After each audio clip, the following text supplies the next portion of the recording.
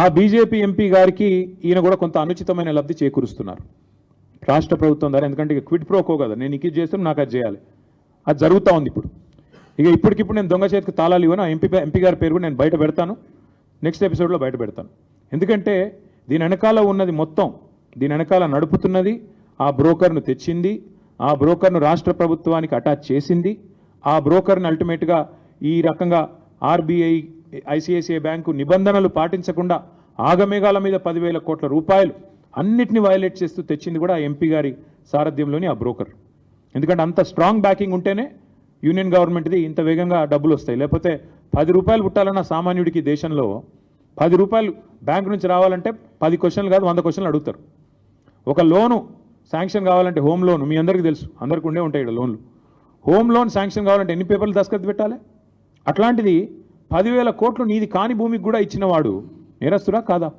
ఇంకొక మాట, ఇక్కడ బీకన్ ట్రస్టీషిప్ కానీ టీజీఐసి కానీ they violated so many things. I even once again present it to you. First of all కాని ల్యాండ్ని పెట్టారు, తనఖా పెట్టారు, వాళ్ళ సంబంధం లేని ల్యాండ్ని మార్ట్గేజ్ చేసినారు, అప్పు తీసుకున్నారు. అట్లాగే knowing fully well this land is litigated, తెలుసు వాళ్ళకి ల్యాండ్ లిటిగేషన్లో ఉందని తెలుసు, లిటిగెంట్ ల్యాండ్ అని తెలుసు, హెచ్సియు ఆల్రెడీ క్లెయిమ్ చేస్తుందని తెలుసు. ఇన్ని తెలిసి కూడా కేవలం పైన అసలు ఒక్క ఐసిఐసిఐ ఎవడైతే 10,000 కోట్లు ఇచ్చాడు, have they come for field inspection? అసలు భూమి ఉందా లేదా అని వచ్చారా? మీకు ఫ్లాట్ ఉంటే దాని మీద మీరు ₹1 కోటి అప్పడిగితే వచ్చి బ్యాంక్ వాడు చూసుకొని పోతాడా లేదా? అసలు ఐసిఐసిఐ బ్యాంక్ వాడు ఎవడన్నా వచ్చాడా ఈ భూమి మీదకి? ఈ భూమి కాడికి వచ్చిండా? ఈ భూమి నిజంగా టీజీఐసిదా కాదా అని చెక్ చేసిండా? ఏదీ జరగలేదు. కేవలం పేపర్లు, ఫోన్ కాళ్ళు, ఈమెయిల్లు, బ్రోకర్లు, కమిషన్లు, దందాలు, వాటి ఆధారంగా 10,000 కోట్లు ఇవాళ రాష్ట్ర ప్రభుత్వానికి ట్రాన్స్ఫర్ అయినాయి. ఈ 10,000 కోట్లు రేవంత్ రెడ్డి వాళ్ళ అబ్బనో కట్టడు, అల్టిమేట్గా ప్రభుత్వం కట్టాలి, ప్రజల పైసలు మళ్ళీ రేపు కట్టాల్సింది. రేపు వచ్చే ప్రభుత్వం మళ్ళీ మాదే, అవసరమైతే మరి మేము కూడా దీన్ని చూడాలి ఏం చేయాలో. అల్టిమేట్గా నేను అనేది ఏమంటే ఈ అక్రమ లావాదేవీకి సంబంధించిన ఈ రుణం ఏదైతే వాళ్ళు ఉన్నారో బాండ్స్ రూపంలో తీసుకున్నారో ఇది ప్రభుత్వం చేసిన అతిపెద్ద నేరం. 2 ప్రైవేట్ సంస్థలు కుమ్మక్కై సేకరించిన చేసిన ఆర్థిక దోపిడీ ఇది. దీని మీద ఒకవేళ కేంద్ర ప్రభుత్వం కనుక స్పందించకపోతే నేను నిర్దిష్టమైన ఆధారాలతో సహా డేట్లతో సహా ఈ లెటర్ రాస్తున్నా. ఊరికనే ఏదో ఆషామాషిగా ఒక పేజ్ రాయడం లేదు, పూర్తి వివరాలతో రాస్తాను. ఇప్పుడు నేను మీకు చెప్పినవి వాటికి పూర్తి స్థాయి బ్యాకింగ్తో సహా డాక్యుమెంట్స్తో సహా రాస్తున్నా. ఒక అడవి నమ్మడమే నేరం అంటే, బ్యాంకులను మోసగించడం ఇంకో నేరం అంటే, కాని భూమిని తమది కాని భూమిని అమ్మడం ఇంకో నేరం అంటే, ప్రజల డబ్బును కూడా దోచుకున్నారు. ఇప్పుడు ఈ వచ్చిన 10,000 కోట్లు ఏం చెప్పారు? దీని ద్వారా పేపర్లో లీకులు ఇచ్చినారు, వాళ్ళ పేపర్లలో రాయించినారు, మొత్తం రైతు బంధుకు పెడతాం పాపని అదన్న చేసిండ్రా? ఈరోజు వరకు 5,000 కోట్లు కూడా దాటలేదు రైతు బంధు, అది కూడా చేయలేదు. మిగతా 5,000 కోట్లు ఎక్కడ పోయినాయి? మళ్ళీ మంత్రివర్గంలో ఉండే కాంట్రాక్టర్లు, వాళ్ళ అనుయాయులు, వాళ్ళ కమిషన్లు, మళ్ళా డబ్బులు దండుకోవడం, కమిషన్లు దొబ్బడం తప్ప చేసింది ఏమీ లేదు. This is such a big fraud. If this is not dealt with seriously right away, this has the ability to destroy a bank called ICICI and its credibility forever. దీని ఇన్వెస్టిగేషన్ చేయకపోతే ఆర్బీఐ కనుక ఖచ్చితంగా ICICI bank credibility ఇప్పటికే ఒకసారి దెబ్బతింది, మళ్ళీ ఒకసారి దెబ్బతింటుంది. నేను ఇంకొక మాట కూడా చెప్తా ఉన్నా, నిజంగానే మాట్లాడితే తెల్లారలేస్తే బీజేపీ నాయకులు మాట్లాడుతూ ఉంటారు, ఏదో బీఆర్ఎస్ కాంగ్రెస్ వీళ్ళంతా ఒకటే అని ఒకటి మాట్లాడతాడు. నేను బీజేపీ నాయకత్వాన్ని అడుగుతున్నా, నేను అనుకుంటా ఉన్న ప్రధానమంత్రి గారికి లేదా ఫైనాన్స్ మినిస్టర్కి తెలియకుండానే జరిగిందని నేను అంటా ఉన్నా. I would like to give them the benefit of doubt. వాళ్ళకి తెలియకుండానే ఈ కింది లెవెల్లో బీజేపీ ఎంపీలుగా ఉన్న వాళ్ళు కొంతమంది చేసిన వ్యవహారం వాళ్ళు బ్యాంకులను మేనేజ్ చేసినారని నేను అనుకుంటా ఉన్నా. ఒకవేళ నిజంగానే బీజేపీ సిన్సియర్గా ఉంటే, కేంద్ర ప్రభుత్వానికి చిత్తశుద్ధి ఉంటే, ఈ విషయంలో నేను స్పష్టంగా డిమాండ్ చేస్తా ఉన్నా, వెంటనే ఇన్వెస్టిగేషన్కి ఆదేశించండి. ఒకవేళ సిబిఐ కాకపోతే సివిసి లేదా SEBI can start an investigation, ED can start an investigation because money is involved, and even SFIO, Serious Fraud Investigation Office, can initiate inquiry. ఇందులో ప్రతి ఆధారం ఇప్పుడు నేను చెప్పింది మీకు దొరుకుతుంది. ఇందులో ఏం కూడా పబ్లిక్ డొమైన్లో ఆల్రెడీ ఉంది. It's a matter of stitching it up. ఖచ్చితంగా ముఖ్యమంత్రి గారు, ఆయన ప్రభుత్వం తీసుకొచ్చిన ఒత్తిడి, అదేవిధంగా ఈ వ్యవహారంలో బ్యాంకు పాత్ర, how did the broker violate all these procedural issues, ఇవన్నీ వైలేట్ చేస్తూ కనీసం ఆ భూమిలో కాలు పెట్టకుండా 10,000 కోట్లు ఇవ్వడం అంటే ఒక సామాన్యుడికైతేనేమో ఈ దేశంలో శల్య పరీక్షలాగా 100 పరీక్షలు ఉంటాయి ఒక రూపాయి లోన్ ఇవ్వాలంటే. కానీ 10,000 కోట్ల లోన్ ఇచ్చేటప్పుడు ఆ భూమి నీదా కాదా చూసుకోకుండా లోన్ ఇచ్చారంటే ఇంతకు మించిన ఫ్రాడ్ ఏదైనా ఉంటుందా? అందుకే we demand and will not leave it at this. నేను ఖచ్చితంగా చెప్తున్నాను, ఈ వ్యవహారాన్ని ఇక్కడితో వదిలిపెట్టం. ఎందుకంటే రేవంత్ రెడ్డి గారు తెరలేపింది, తెర తీసింది ఈ 400 కోట్లకే కాదు. మన అసెంబ్లీలో మా సభ్యులు అడిగినారు ప్రశ్న, ఇంకా ఏమేమి భూములు అమ్ముతారని. ఇదే బ్రోకర్ ఎవడైతే ట్రస్ట్ అడ్వైజర్ ఎవడో ఉన్నాడో వాడికే హెచ్ఎండిఏ భూములు కూడా అప్పచెప్పారు. 60,000 కోట్ల విలువ చేసే భూములు వాడికి అప్పచెప్పారు. సో దీనికి ఇక్కడితో అడ్డుకట్ట వేయకపోతే ఇంకొక 60,000 కోట్ల దోపిడీకి కూడా రేవంత్ రెడ్డి గారి ప్రభుత్వం ఆల్రెడీ స్కెచ్ చేసింది, తెర తీసింది, రెడీగా ఉన్నారు. ఇది మాది కాదు, కావాలంటే అసెంబ్లీ ఆన్సర్ కూడా నేను మీకు పంపిస్తాను, మీరు చూసుకోవచ్చు.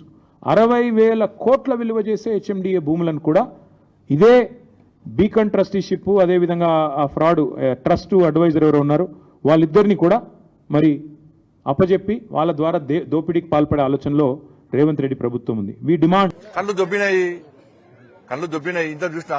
అవును, మీడియా వాళ్ళకు కనీసం ఇప్పుడు మాలాంటలో రాజాబాయంటలో వాడు వీడంటే ఇలా మీడియా మొత్తం గొంతెత్తి మమ్మల్ని తిడతారు.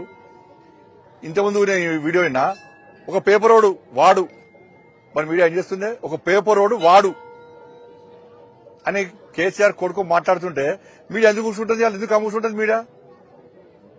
ఒక పేపర్ రోడ్డు వాడు, ఒక బీజేపోడు. బిడ్డ నీ అహంకారం కండకారం చేస్తాం బిడ్డ. గంత నీ అయ్య ఇంకా వాళ్ళ అయ్య ముఖ్యమంత్రి అనుకుంటాడు, ఇంకా ఆయన మంత్రి అనుకుంటాడు. వాడు వీడా? నీ భాషనే, నీ అహంకారమే బీఆర్ఎస్ పార్టీ కుంభముంచింది.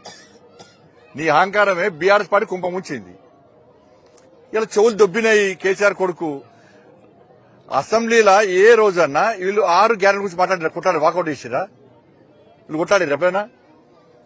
2,500 గురించి మాట్లాడింది నేనే, మాట్లాడలే అంటాడు.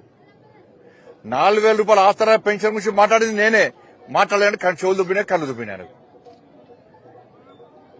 రైతు భరోసా గురించి లెక్కతో బయటపెట్టింది నేనే, మాట్లాడలేదంటున్నాడు.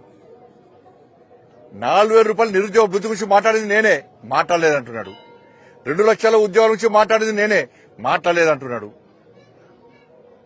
ఇక కళ్ళు దొబ్బితే ఏం చేస్తాం మనం? ఎస్సీ గురించి మాట్లాడింది కొట్లాడింది ఎవరు? నీ బీఆర్ఎస్ కొట్లాడినా?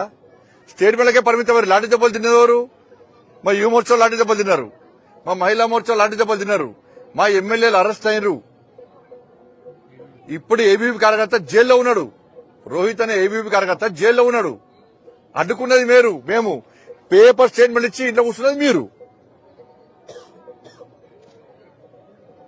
ఎస్సీ గురించి కేంద్ర మంత్రులు కలిసింది మేము, నోటీస్ ఇచ్చింది కేంద్ర మంత్రులు. మీరేం చేశారు? పేపర్ స్టేట్మెంట్ ఇచ్చాడు, ఈయన నష్టం ఉంది, ఆయన నష్టం ఉంది అని చెప్పుడు టైంపాస్ పాలిటిక్స్ చేసారు మీరు. అంతే కదా మీరు చేసేది? అంతకంటే ఏం చేస్తారు మీరు?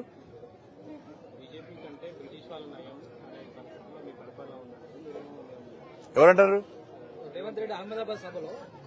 ఇప్పుడు రేవంత్ రెడ్డి గారు ఏమనుకుంటున్నారంటే అక్కడ రాహుల్ గాంధీ యొక్క మెప్పు పొందడానికి రాహుల్ గాంధీ గారు అపాయింట్మెంట్ ఇస్తలేరు. కాబట్టి రాహుల్ గాంధీ గారి యొక్క మెప్పు పొందడానికి రేవంత్ రెడ్డి గారు ఇవాళ భారతీయ జనతా పార్టీ మీద, మోడీ గారి మీద ఇష్టానుసారంగా మాట్లాడుతున్నారు. గతంలో ఇట్లనే కేసీఆర్ మాట్లాడాడు. కేసీఆర్ గారు మాట్లాడినప్పుడు తెలంగాణ పరిస్థితి ఏమైందో ఒక్కసారి అర్థం చేసుకోవాలి. వాళ్ళ ఎన్నికలు అయిపోయినాయి, తెలంగాణ అభివృద్ధి ముఖ్యమా, వీళ్ళకు తిట్టుకుని ముఖ్యమా? ఇవాళ కేసీఆర్ గారు గిట్నే ఏది పడతాడు మోడీ గారిని, కేసీఆర్ గారు కొడుకు ఏది పడుతుంది ఇష్టం మాట్లాడారు. తెలంగాణ పరిస్థితి ఏమైంది? అలా ఎంత అభివృద్ధి సహకరిస్తామన్నా కూడా సహకరించాలి వాళ్ళు. ఇప్పుడు కాంగ్రెస్ పార్టీ గదే పందాన్ని కొనసాగిస్తున్నది. ఎస్సీ భూములు అమ్మకుంటే కాంగ్రెస్ పార్టీ పరిస్థితి అవుట్ ఇయ్య రాసి పెట్టుకోవాలి. వాళ్ళు బాగా పెద్ద ఆశతో ఉన్నారు. ఎస్సీ భూములు అమ్మాలే, మాకు 40-50 వేల కోట్లు వస్తాయి, కథ మా ప్రభుత్వం బేఫికర్ అనుకున్నారు. ఇప్పుడు డామిడ్ కథ అడ్డం తిరిగిన లెక్క భారతీయ జనతా పార్టీ చేసిన యుద్దము గౌరవ కోర్టు ఇచ్చినటువంటి తీర్పు మీద ఆధారపడినది. తప్పకుండా కోర్టుల మీద మాకు విశ్వాసం, నమ్మకం ఉంది. ఎస్సీ భూముల అమ్మకాన్ని కోర్టు కూడా ఆపుతాయన్న నమ్మకం, విశ్వాసం ఉంది.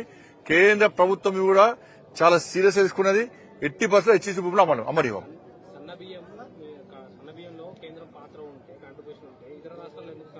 ఊగా ఇతర రాష్ట్రాలతో పోల్చుకుంటూ కాదు, ఇక్కడ 37 రూపాయలు కిలో బియ్యానికి 37 రూపాయలు కేంద్రం ఇస్తుందా, ఇస్తలేదా? ఇస్తుందని వాళ్ళే అంటున్నారు. వాళ్ళ కేంద్రం ఏం సంబంధం అంటున్నారు? ఇప్పుడు కిలోకు 37 రూపాయలు కేంద్రం ఇస్తుందని వాళ్ళే అంటున్నారు, మళ్ళీ సంబంధం లేదంటున్నారు. మరి రాయమని చెప్పు, రూపాయలు మాకు వద్దు, కేంద్రం యొక్క సంబంధం లేకుంటే, కేంద్రం యొక్క నిధులు కాదు అనుకుంటే మంత్రి లెటర్ రాయమను కేంద్రానికి, మీ బియ్యం మాకు వద్దు, మీ పైసలు మాకు అద్దే వద్దు, మొత్తం మేమే ఇస్తున్నామని చెప్పి రాయమని చెప్పు దమ్ముంట. మరి అవి మోడీ బియ్యం, జగమెరిగిన సత్యం. ప్రతి ఒక్కరు అంటున్నారు మోడీ బియ్యం తింటున్నాం, మోడీ బియ్యం ఇస్తున్నారు చెప్పి, అది నానుడి. అది తెలంగాణ రాష్ట్ర వ్యాప్తంగా కూడా అంతటి కూడా మోడీ బియ్యం, మోడీ బియ్యం, మోడీ బియ్యం, మోడీ బియ్యం అంటూనే ఉన్నారు. ఇలా రేషన్ షాప్ పోయిన పేదలందరూ కూడా మోడీ బియ్యం తీసుకుంటున్నాం అంటున్నారు. అంతే తప్ప కాంగ్రెస్ బియ్యం, ఇది రేవంత్ రెడ్డి గారి బియ్యం, ఇది ఉత్తమ్ కుమార్ గారి బియ్యం అన్నారు. నేనేమంటున్నానంటే, కేంద్ర ప్రభుత్వము 30 రూపాయలు ఇస్తలేదు అనుకుంటే, కేంద్ర ప్రభుత్వము ప్రతి సంవత్సరము దాదాపు 10-12 వేల రూపాయలు, 12,000 కోట్ల 10-12,000 కోట్ల రూపాయలు ఖర్చు పెడతలేదు కొనుగోలు నుంచి ఇప్పటిదాకా అనుకుంటే రాయమని చెప్పు. మరి మాకు కేంద్ర సహకారం అవసరం లేదు, మేమిస్తాం రాయమని చెప్పండి. మరి ఎందుకు వస్తలేరు? అవ్వ కావాలి, బో కావాలి, కానీ మోడీ గారి పేరు వద్దు.